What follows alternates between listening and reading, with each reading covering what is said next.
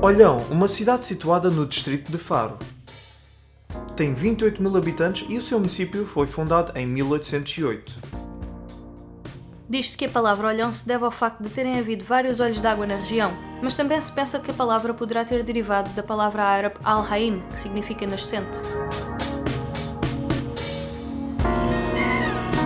Olhão, conhecida como a terra da restauração, devido à sua extensa zona de restaurantes e gastronomia local. Olhão é conhecida como a terra da restauração devido à sua população ter sido a primeira em Portugal a revoltar-se contra os invasores franceses de Napoleão a 16 de junho de 1808.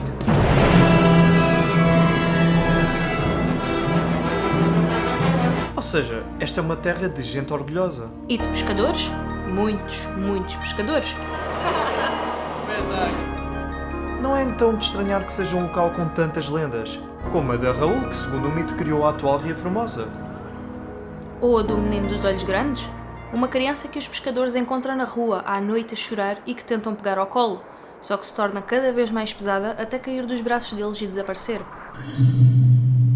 Mas no meio de tantas figuras fascinantes, existe uma lenda que se assume como rainha. A de uma mulher presa a Olhão, De uma amor encantada com o poder de enfeitiçar qualquer um que lhe puser os olhos em cima. mas cujo poder de encanto também esconde um lado sangrento. Esta é... A lenda de Floripes.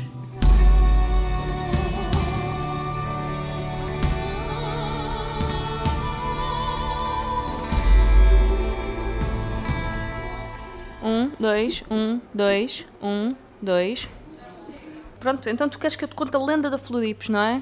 Epá, eu não preciso, eu já conheço a lenda, mas eles podem não conhecer. Sim, quem sabe.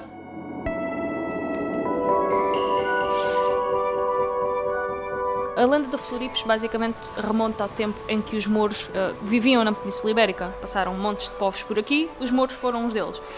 E nós tínhamos aqui em baixo um rei mouro que, entretanto, tinha uma filha que era a Floripes, uma princesa. Portanto, também há muito esta coisa do misticismo das princesas mouras e tudo mais. Sim, não podia ser uma reles do povo. Não, tem de ser uma princesa moura. E o que depois aconteceu é que vieram as cruzadas para conquistar o Algarve e os mouros tiveram de bazar daqui. Quer dizer, muitos deles ficaram, não é? Nós sabemos que a história não é linear, mas o rei mouro foi-se embora. E o que aconteceu foi, por alguma razão, ele não pôde levar a filha.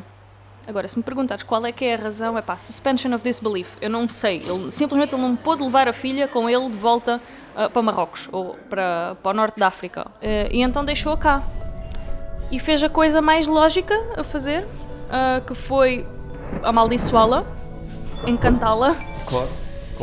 E a maldição que ele lhe fez foi basicamente, ok, tu só podes voltar para casa pelas mãos de um homem que te meta num barco, performe tipo uma espécie de ritual, tinha de aferir no lado do coração e pronto, fazer ali uma série de coisas e levar-te até casa com uma vela sempre acesa no barco. Se a vela se apagasse, ela tinha de voltar à terra com ele e comer-lhe o coração. O que faz todo o sentido. A lenda é sempre contada pelos olhos dos pescadores que a encontraram. E a história que mais se popularizou aqui em Olhão foi de um dos pescadores que era bêbado, que era coisa, e ninguém acreditava nele, e ele contava esta história de que sim, que ia ter com a Moura, e que a Moura lhe contava histórias, e lhe fazia festinhas e não sei o quê. Como é que ele se chamava já agora? Já não sei. Não era o Zé? É o Zé. Isso é... Não se quer ser muito criativo com um nome português, é tipo... Olha, É o Zé. Esta conversa foi continuando, mas para não sermos só nós aqui a conversar, decidimos dar voz a 3 pessoas com mais experiência com a lenda.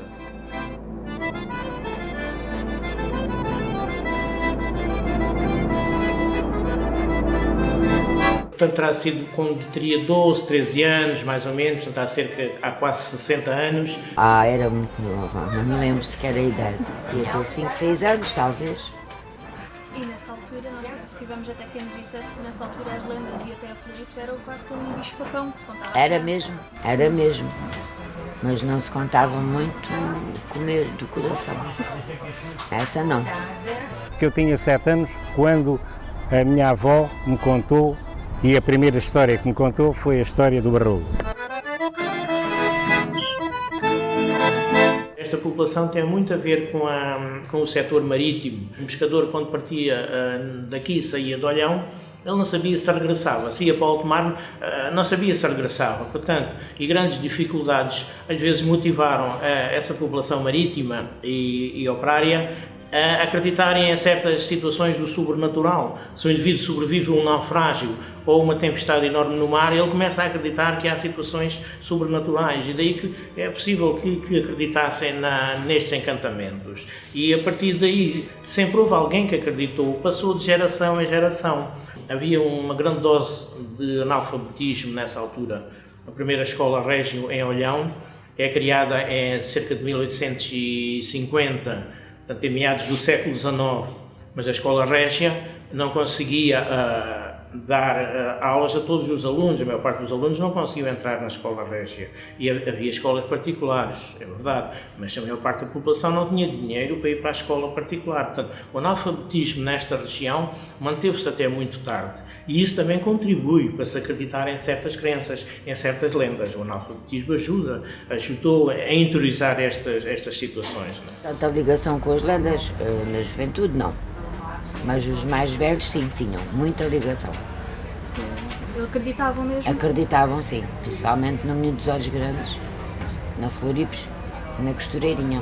As pessoas mais de idade continuam a contar e agora a nossa Câmara, portanto, fez as lendas, a Rota das Lendas, onde vai mostrando mais à juventude para se interessarem sobre as lendas, porque já estava quase esquecido, completamente. Olhão era conhecido pelo lugar do Olhão. Do Olhão porque era um olho gigante de água potável que abastecia a aldeia pescatória, a comunidade pescatória, que residia à beira-mar e que foi ela, ao fim e ao cabo, o início daquilo que hoje é a cidade.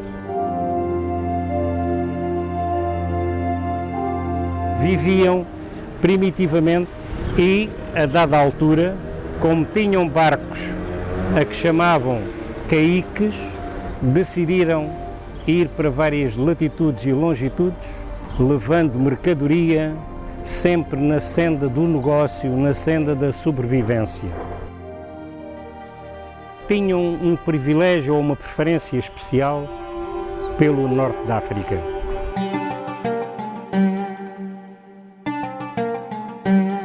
Iam à praça, por exemplo, de Tanger, e lá tinham facilidade de comunicar com os marroquinos. Porquê? Porque os marroquinos tinham a sua língua de origem, mas também tinham uma segunda língua que praticavam, que era o espanhol.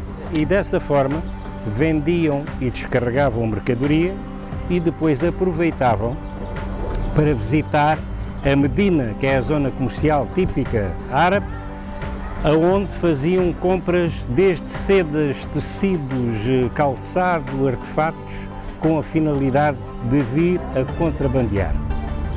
Ao mesmo tempo, naquelas refeições que por vezes partilhavam com os marroquinos e nas conversas até em termos negociais, era interessante aquela partilha das histórias. Eles levavam daqui uma historieta qualquer, ligada ao Olhão, e depois os marroquinos abriam-se e falavam moiras e moiros e isto e aquilo, e creio eu que as lendas com cariz mourisco nasceram provavelmente deste tipo de relacionamento com os marroquinos.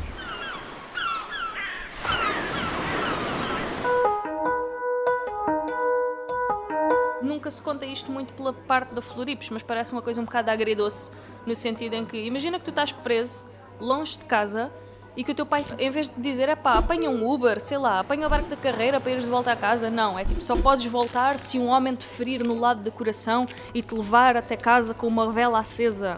E se a vela se apagar, tu tens de o matar. É tipo, tão o quê? específico. O quê? E uma coisa também engraçada na Floripes é que as aparições dela não eram só aos pescadores, no sentido em que havia pessoas que diziam que ela aparecia na praça, tipo, comprava coisas, legumes e coisas, não sei o quê, e pagava com moedas de ouro. lá está, atribuíam essa estranheza como ela era uma princesa moura, era tipo a moeda daquele tempo, então era tipo moedas de ouro. Yeah. A estátua da Floripes é uma coisa que eu acho que traduz um bocado do que é Olhão, no sentido em que não só é uma lenda, uma coisa mística, uma coisa que as pessoas de fora acham interessante e curioso e tudo mais, mas também é uma coisa com que as pessoas de dentro javardam um bocado, como tudo em Olhão. Tu vais, por exemplo, ver a igreja, as pessoas, uau, que igreja tão imponente, a igreja matriz de Olhão, uma coisa imponente, bonita, não sei o quê. Uma pessoa daqui olha para a igreja e lembra-se que nós tínhamos um padre que matava cegonhas. Uma coisa então que podes ter reparado na estátua da Floripes é que, para já, as crianças usam aquela cauda que ela tem como escorrega. Deve ser super divertido quando és um puto. Não só isso, mas toda a estátua é preta, exceto umas manchas nas maminhas da menina, umas manchas de oxidação. Por que será? Porque as pessoas criaram uma nova lenda, uma nova tradição, uma nova superstição, que é que tu tens de mexer nas mamas da Floripes para ter sorte no amor. O que é, obviamente, só uma desculpa para mexer nas mamas de uma estátua. Porque Paulo Floripes, assédio sexual constantemente. não é? Tu tinhas ouvido uma expressão que é tipo, és uma Floripes? Sim. Que agora já não se usa muito, mas aparentemente foi uma coisa que a certa altura À altura dos teus avós, talvez fosse mais usada, que era de uma pessoa que se esquecia do troco. Porque, por causa das moedas de ouro, era o que ela alegadamente fazia. Era, dava as moedas às pessoas e ia-se embora. E era tipo, as pessoas, ok, tenho que te dar o troco. Onde é que tu estás? Yeah. Portanto, yeah. Ganda gorjeta. Não só isto, mas tu tens muitas pessoas antigas aqui de Olhão que os pais e pronto, e até mesmo eles aos próprios filhos diziam que eles não podiam sair de casa à noite porque senão a Floripes ia apanhava. Era um bocado, era a nossa moura encantada, a nossa femme fatal, mas ao mesmo tempo o nosso bicho papão. É tudo. Ela era é um tudo. tapa-buracos. Yeah, ela servia para explicar tudo o que Sim, eles sim. não conseguiam explicar.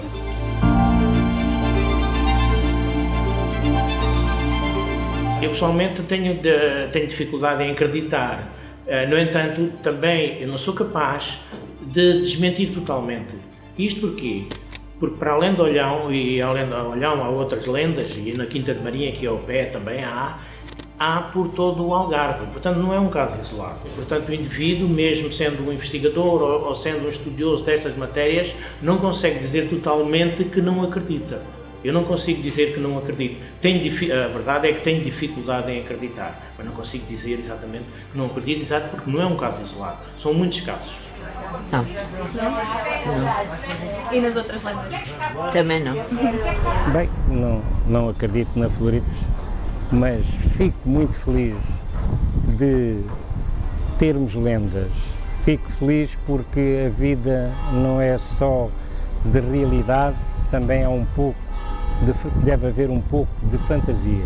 E digamos que na minha infância, aos 7 anos, ouvir a minha avó contar uma história da Floripes e dizer-me, à noite não sais de casa, porque se vais ali para o pé da Travessa dos Abraços, ou para a Rua dos Sete Cotovelos, pode surgir a Floripes e depois pode pedir para a desencantares e tu és um menino e não sabes como é que has de fazer.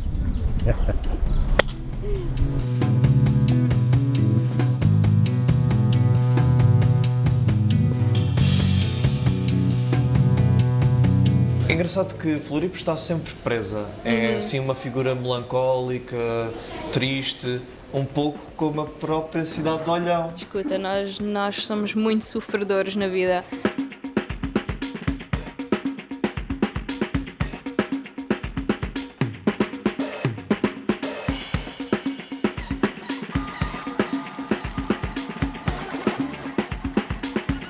E tu falas como farense, portanto, para as pessoas não te caírem em cima, eu digo o mesmo. Olhão é uma cidade cheia de potencial desperdiçado. É uma cidade que podia ser muito mais, mas que estão a investir nas coisas que não devem, se calhar. E que, se calhar, muitas dessas coisas não são coisas que possam ser solucionadas, tipo, por câmaras, ou por juntas, ou por... Mas a verdade é que existem. A verdade é que, por muito que não seja culpa de ninguém, acaba por ser culpa de toda a gente. Nós somos muito apegados à nossa história, muito apegados à nossa cultura, mas que ao mesmo tempo as coisas deterioram-se e acabam e são demolidas para se construírem coisas piores e sei lá, que assim como há Floripes, tentamos nos manter atuais, tentamos nos fazer ao sabor dos tempos, tentamos ser aquilo que as pessoas precisam que nós sejamos e depois corremos sempre o risco de perdermos a nossa identidade pelo meio do caminho, de nos tornarmos uma coisa que não é aquilo que as pessoas queriam de nós. E é isso que está a acontecer um bocado com o Olhão, a meu ver. Isto já se tornou um bocado político. Mas a verdade é essa, é que nós somos uma cidade que está-se a virar demasiado para o turismo selvagem. Os locais veem o turismo como uma coisa que pode ser muito benéfica, mas ao mesmo tempo pode ser muito, se não for minimamente regulado, pode nos dar muitos problemas. Assim como, pronto, a Floripes também acaba por ser o bicho-papão, a mulher femme fatale, amor encantada, e acaba por se moldar aos tempos, mas sei lá, se perder a capacidade de comer os corações das pessoas, quem é ela na verdade? E se nós perdermos a capacidade de encantar as pessoas, quem é que nós somos na realidade?